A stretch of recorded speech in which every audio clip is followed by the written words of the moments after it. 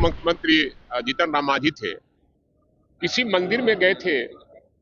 इनको मंदिर में प्रवेश करने की इजाजत नहीं। बीजेपी को कोई अधिकार नहीं है माननीय मुख्यमंत्री से इस्तीफा मांगने का, उनका विरोध करने का, क्योंकि उनके प्रधानमंत्री देश को हमेशा शर्मसार। महिलाओं के बारे में जो उन्होंने आपत्तिजनक बातें कही थी, आपको याद होगा कि जर्सी की गाय से तुलना की थी महिलाओं को।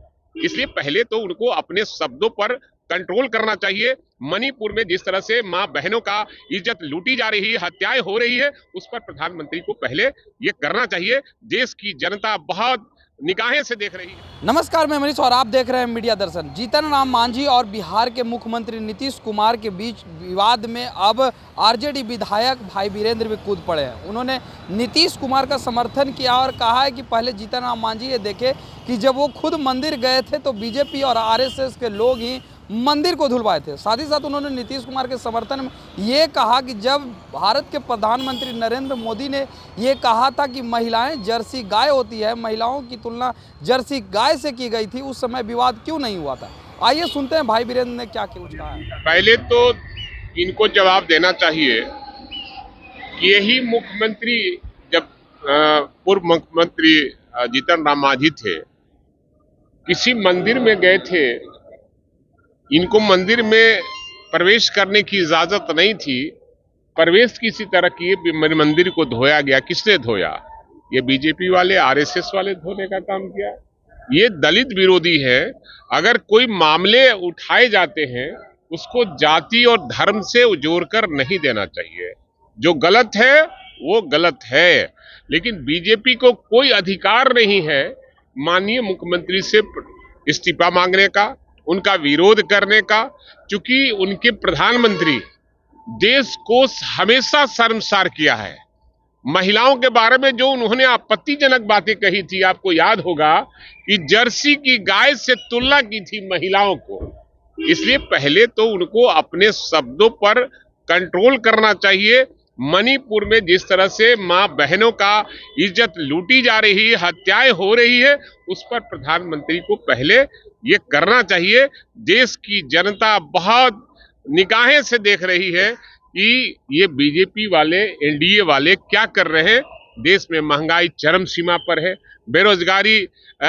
बेरोजगारों को रोजगार नहीं मिल रहा है, किसान का उसके उपज का सही दाम नहीं मिल पा रहा है, और ये घोषणा पर घोषणा किए जा रहे हैं और अपने घोषणा को हमेशा जुमला साबित करने का काम किया है। इस बार उनका जुमला चलेगा नहीं। इतना ही विरोध कर ले, इनका चलने वाली नहीं है। बिहार में तो 40 में 40 सीट हम लेंगे और देश में हमारा INDI का गठबंधन की सरकार बनेगी। लोगों ने नारा लगा दिया है और बिहार जब जब अंगड़ाई लिया है, देश में परिवर्तन हुआ है। चाहे 1942 का आंदोलन का देखिए, अंग्रेजों भारत छोड़ो का नारा बिहार से ही लगा था। 74 का आंदोलन का देखिए, आदरणीय लालू प्रसाद यादव के नेतृत्व में और लोकनायक जयप्रकाश नारायण जी के नेतृत्व में पूरे संपूर्ण भारत में संपूर्ण क्रांति हुआ था, उसमें भी हमारी विजय हुई थी। और फिर एक बार बिहार से ही अंगड़ाई लिया गया है। देश में भाजपा भगाओ, देश बचाओ का नारा दिया गया है। बीजेपी का मतलब बड़का झूठा पार्टी को देश से भगाना है।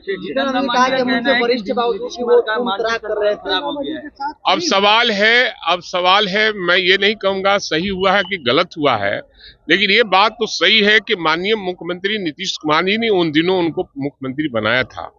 विधायक दल के बैठक में उनको चुना नहीं गया था, उनको मनोनीत किया गया था मुख्यमंत्री के रूप में। अब क्या मामला है, नहीं मामला है, कौन क्या बोलता है, इस पर मैं नहीं जानता। तो आपने सुना भाई वीरेंद्र सीधे तौर पे ये कहते हुए नजर आ रहे हैं कि आज जो महिलाओं के लेकर के इतना विवाद बनाए जा रहे हैं, पहले ये सोचना चाहिए कि नरेंद्र मोदी भी कई तरीके का विवादित बयान दे चुके हैं, जिसमें महिलाओं के लेकर के ये कहा था कि महिलाएं जो है जर्सी गाय की तरह होती है। साथ ही साथ मणिपुर में जो महिलाओं के साथ घटनाएं घट रही है, किस तरीके से रेप की घटनाएं घट रही है, इस पर कभी भी कोई एक्शन नहीं लिया गया। लेकिन सिर्फ आज बिहार के मुख्यमंत्री नीतीश कुमार के जुबान फिसल गए तो इस तरीके का बवंडर और माहौल बनाया जा रहा है।